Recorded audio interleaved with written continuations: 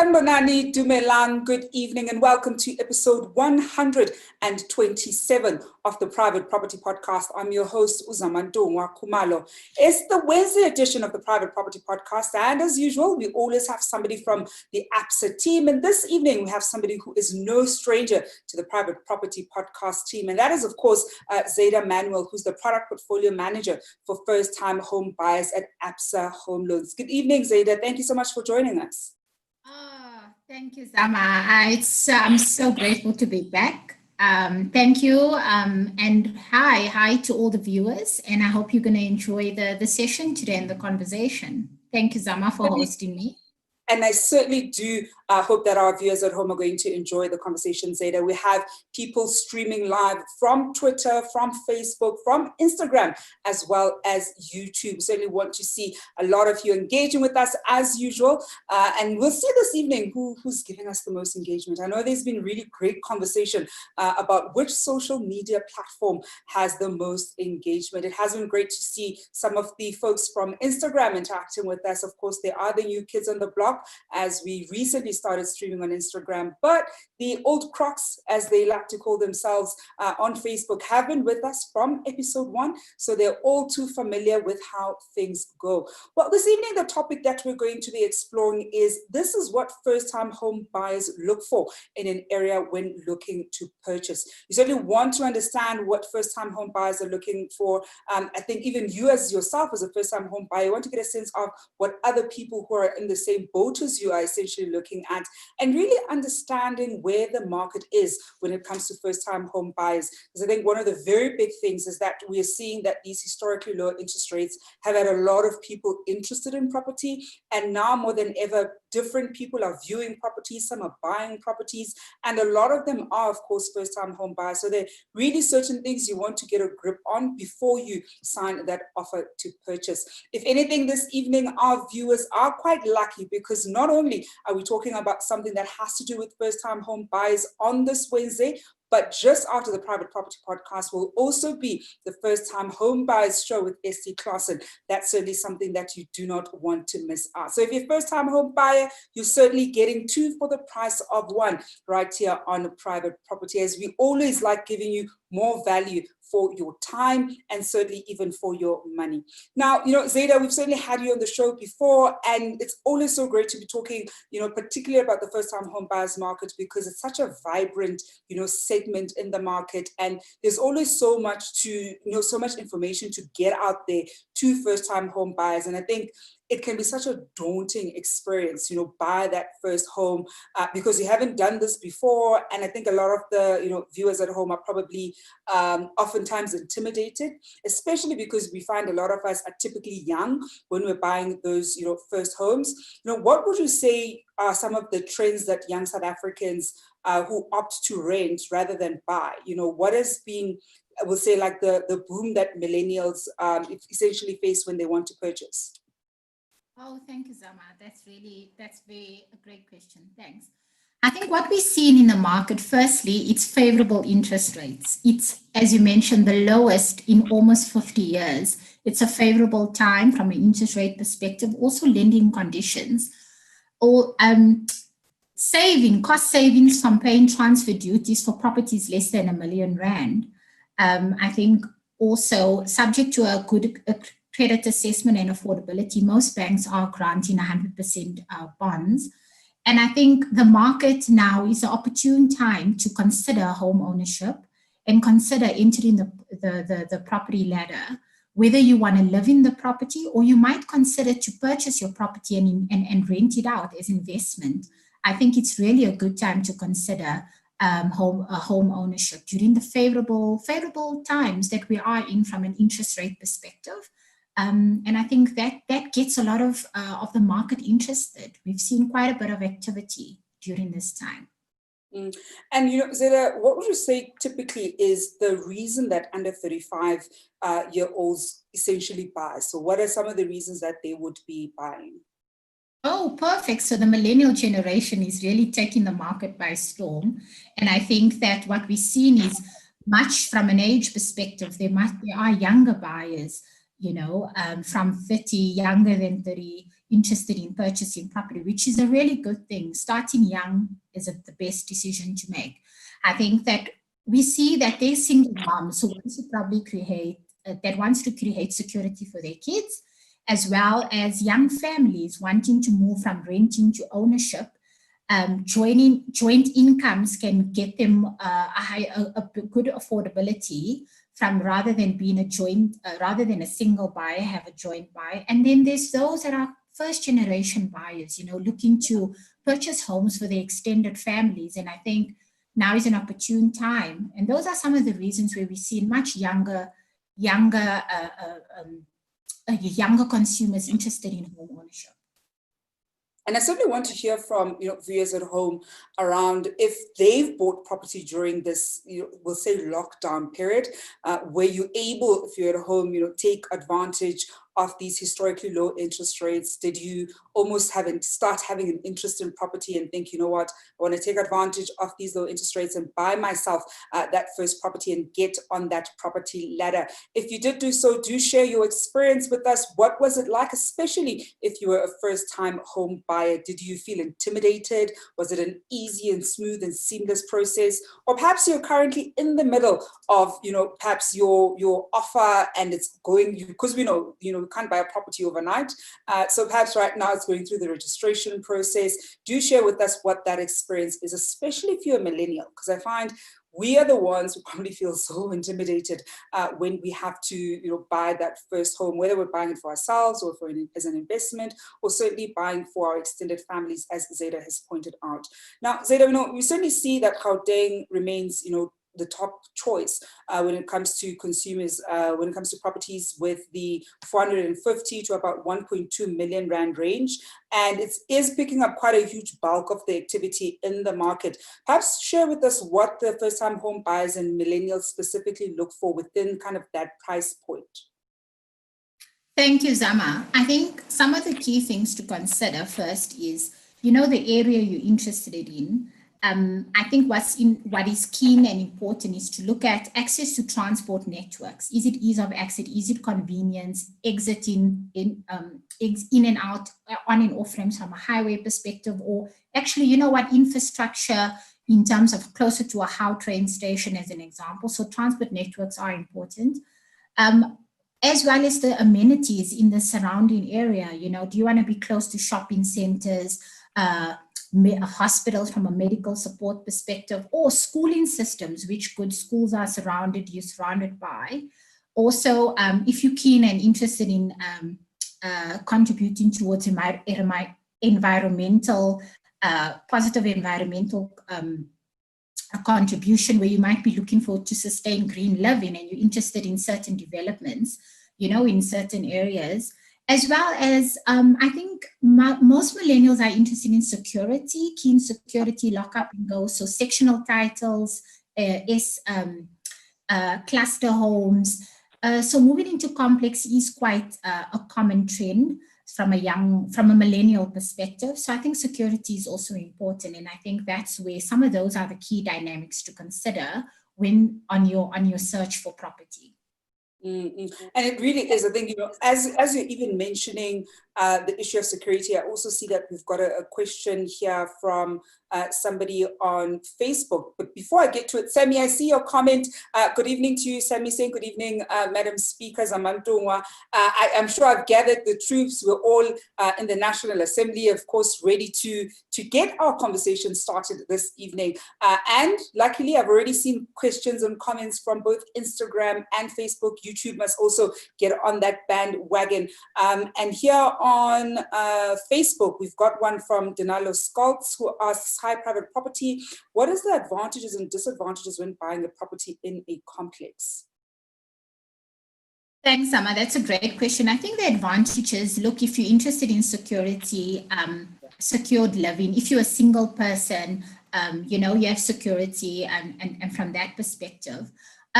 Also from a maintenance perspective, you pay levies so to manage the maintenance, especially if you're a single woman, gardening and all that. I think that forms part of some of your levy cost at times, depending on the complex and what makes up levy cost.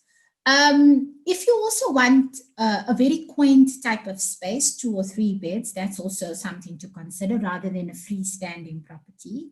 It also, from a maintenance of the property cost perspective, is also something to consider. And I think those are all the key important things as an individual to consider the type of property you're interested in purchasing. So I don't think there's this completely, I think it's individually dependent on what is your preferences, your living preferences. And I think that sometimes that is a decision, an individual decision to make in terms of the type of property you may be interested in. And it certainly is that individual, decision. You almost want to weigh out what kind of lifestyle. Are you alone? Do you have a family? Do you need a big yard? What are you going to be using that big yard for? Or would you rather have a nice lock up and go, security sorted, so you don't need to have to think about it? So it really is about exploring the lifestyle that you live, and whether security is a key feature and you don't want to have to think about security. It's already covered for because you are living in a complex.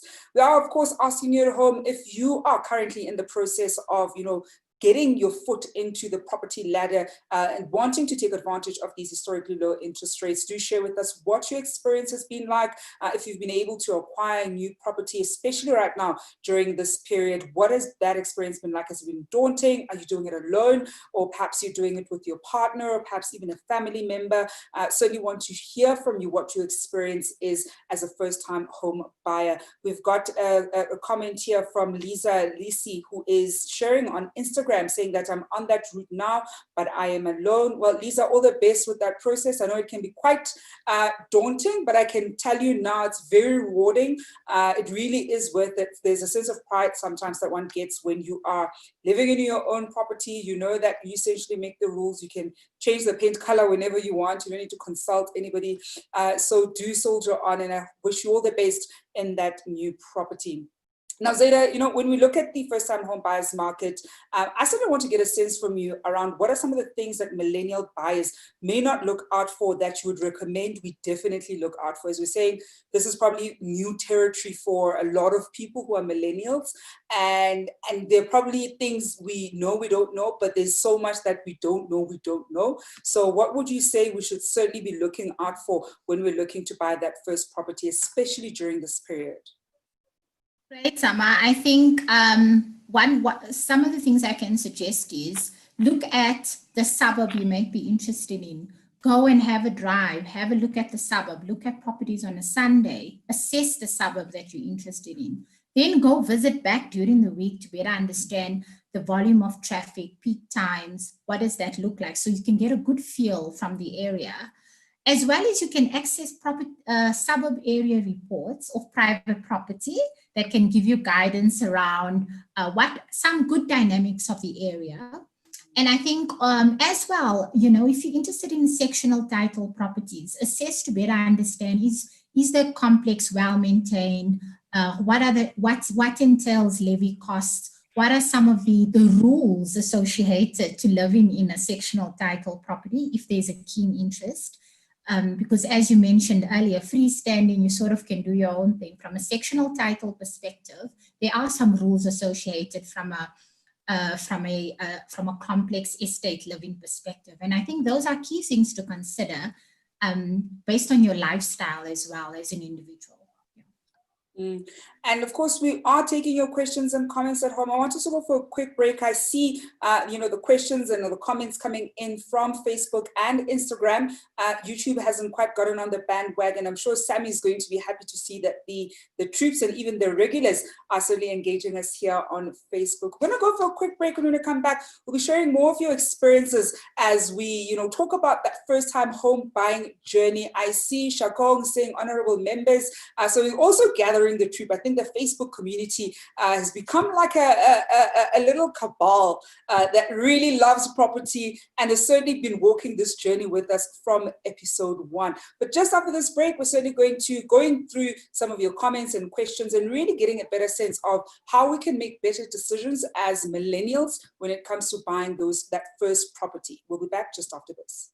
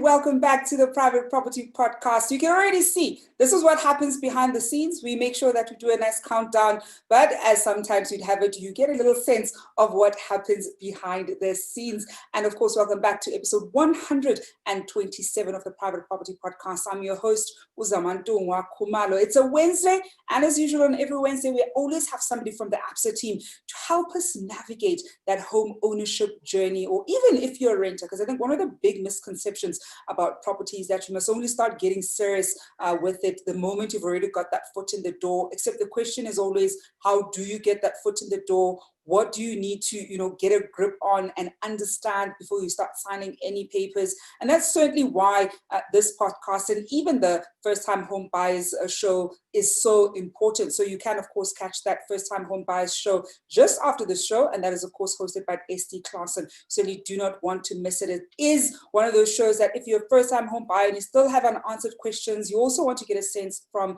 people who are first-time home buyers and did very creative things with the properties that they bought, then that's certainly the show for you. But coming back to our conversation this evening, of course, taking your questions and comments, we've got one of our old crocs, which is Umata Shingango on Facebook saying, oh, the sense of pride and excitement I had when I bought my first house over a decade ago. I'm giving away my age. It's the ultimate adulting step. It was my greatest achievement. And that certainly is a big achievement. And, it's certainly one of those things we shouldn't take for granted at all. We've got another one from Instagram, and this one is coming from Fly Boom Love, who says, I'd rather pay levies to be in a safe and secure property as a woman in South Africa. And that certainly is one of the things, that as women in South Africa, we always have to be mindful of. A freestanding house can sometimes, you don't feel particularly safe. And so that certainly is a consideration that a lot of us have to make. I see another comment here also from Instagram coming from Shazi Naidu, who says, I have pets. It was difficult to find a place in a complex with a large yard or complex that allowed pets. And she says that I have 2 large dogs.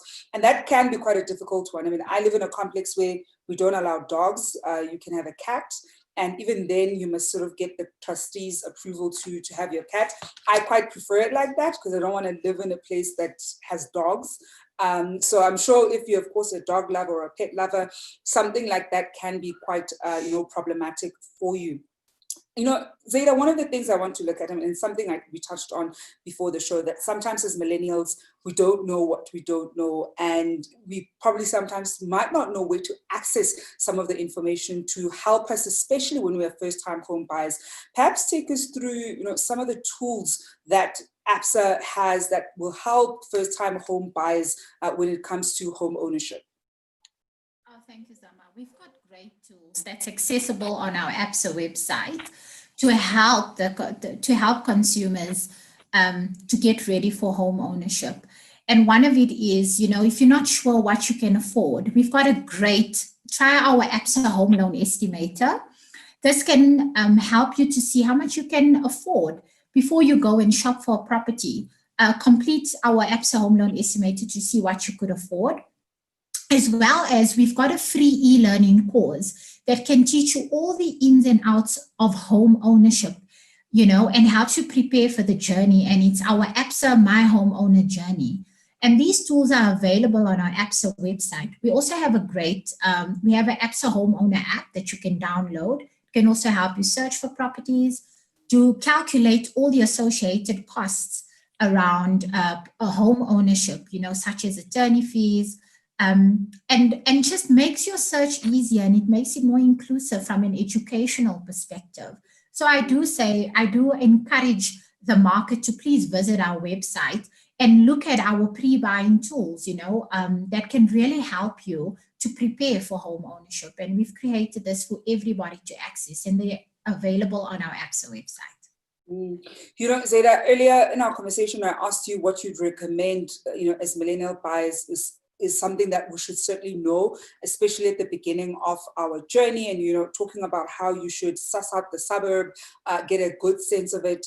I'd actually want to find out what kind of mistakes have you picked up that sometimes first-time home buyers would make that would potentially, I'll say, disadvantage their application, or makes the application process just that much harder than if they avoided these mistakes? It would just be a good and smooth process.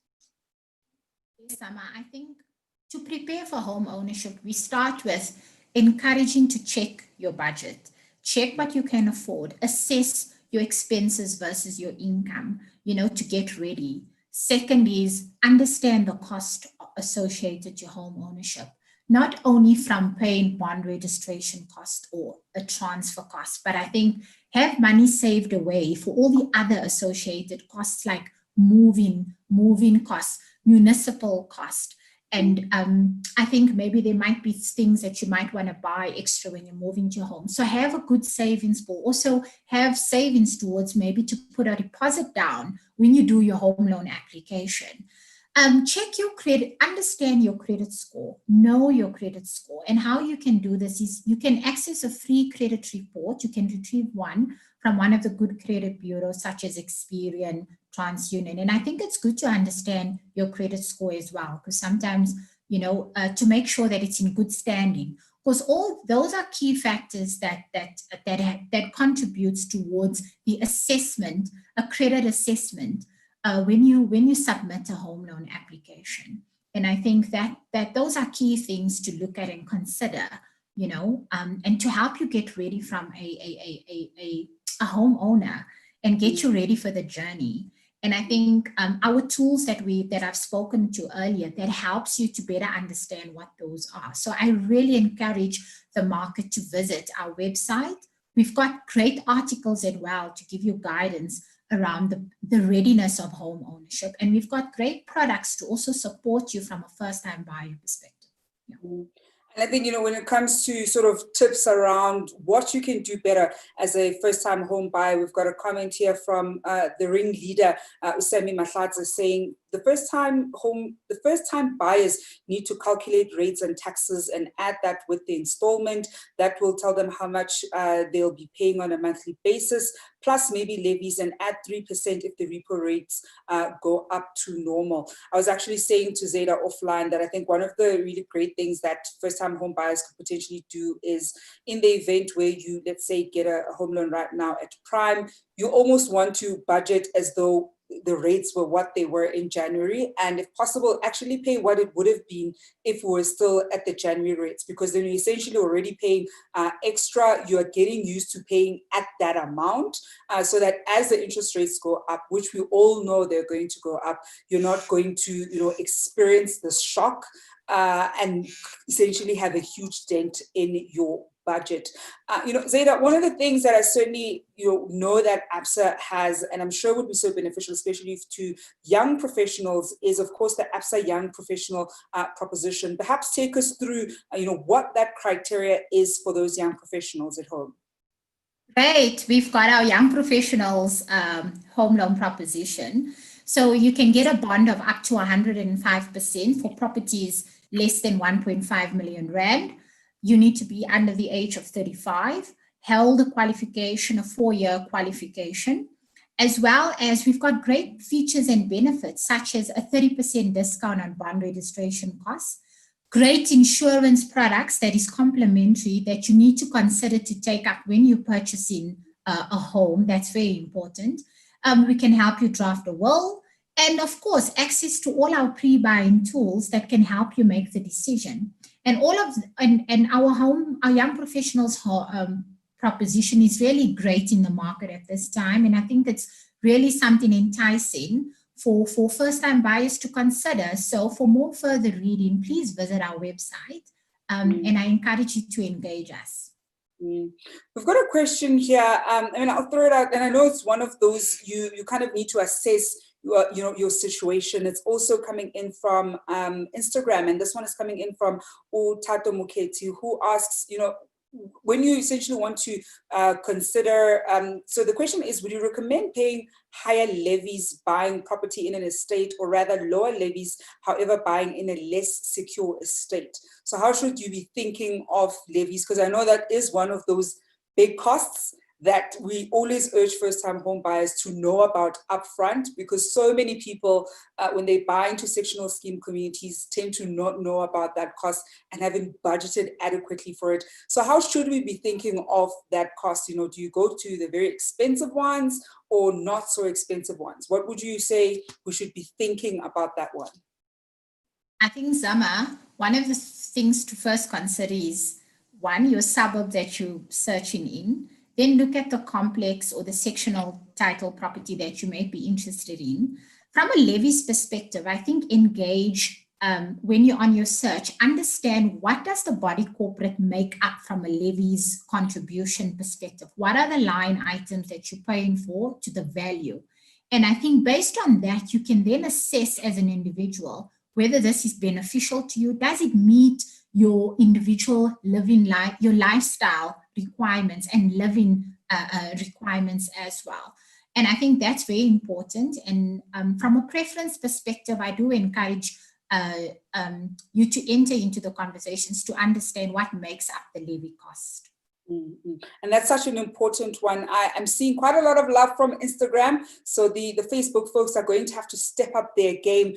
This one is coming from, it's a comment coming from Olani Gunene, is actually responding to what Tata Mukeni had asked. And he says, for me, it depends on the managing company, the sectional title scheme, on whether they maintain the property as a whole. The other thing is it depends on their financial statement. It's certainly what Zydah was saying, is we want to have a better sense of what the line items are, and also request the financials. The financials have to get audited every year, so do request that. They're able to actually give them to you, and you get a better sense of how are they running that whole complex in its entirety. Where's the money essentially going in? Is it being used for the right purpose? We've got another question here, Zydah, from Instagram, and it's coming from Ulianda Zydah, who says, how easy is it for someone who works for an international non-profit organization to buy a house, seeing people who work in these settings may be on contract and their company depends on donations?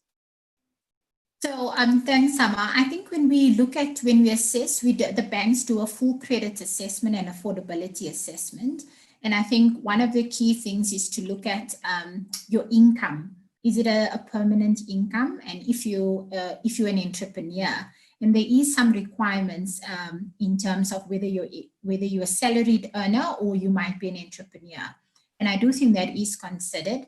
I would encourage you to visit our website also to look at the documentation, but please do utilize our home loan estimator tool to see what you can afford, and then engage us and let us help you on your journey to home ownership. Because I think one of the really great things there that we've certainly seen is that people who are also contract workers have certainly been able to access home loans. So it doesn't mean that they don't necessarily access them at all. I see here, I think it's Cindy C who is saying, oh yes, ABSA app did help a lot. I was so confused and felt like a domkop, but it really helped, hey? I mean, I'm so glad that it helped there, Cindy C, because I think it is one of those tools that are free and are easily accessible. And if you want to get to know how you can better navigate your home ownership journey, especially as a first-time home buyer, it certainly is a great tool for you to navigate and learn, especially because we don't want to sign on that dotted line without understanding what exactly it is that we're signing up for. So it's always great to equip ourselves with the right knowledge and information before we make this decision. It's a big decision. I think if anything, home ownership is going to be one of the biggest decisions that we make as first-time home buyers. And speaking on first-time home buyers, of course, shortly after this particular podcast, the Private Property Podcast, you'll be able to tune into the first-time home buyers show with Essie Claassen. And she's going to be speaking to somebody that you would have seen right here on the Private Property Podcast, and that's, of course, Lawrence Bull. And they're going to be talking about how I went from retrenched corporate professional to professional property investor. I know a lot of us right now are, facing very tough financial times. We've certainly seen quite a number of people getting retrenched because of the economic effects of COVID. And you're probably wondering, what can I do during this period? Perhaps you're now thinking you want to probably go into property. If that's you, then certainly do watch that show. I think you'll get a better sense of how to manage that transition. We don't know how the economy is going to look, whether we're going to get access to more jobs, or if you be able to get that job shortly. So do make sure that you tune into the First Time Home Buyers show. Last question for you, Zydah. What would you say, as a bank, ABSA looks for when it comes to first-time home buyers, and what can potential buyers essentially do to be better equipped and prepared for home ownership? Thank you, Zama. I think one of the things that would be important is to understand your credit score, check your budget from an affordability perspective, and make sure that you have that savings pool ready to meet all the costs associated towards home ownership, and understand bond cost, insurance cost, levies cost, municipal cost. Because I think, as you said, it's a big decision, but it's a very exciting decision to make and to enter the property ladder. And for us, I think that's quite important. I think it's best to own a property. And we're certainly going to leave it there, Zydah. Thank you so much for sharing that wealth of knowledge. I know it's always great chatting to you, especially about first-time home buying. I know we'll definitely have you again here on the Private Property Podcast. Thank you so much and have a great evening. That is Manuel, who's the product portfolio manager for First Time.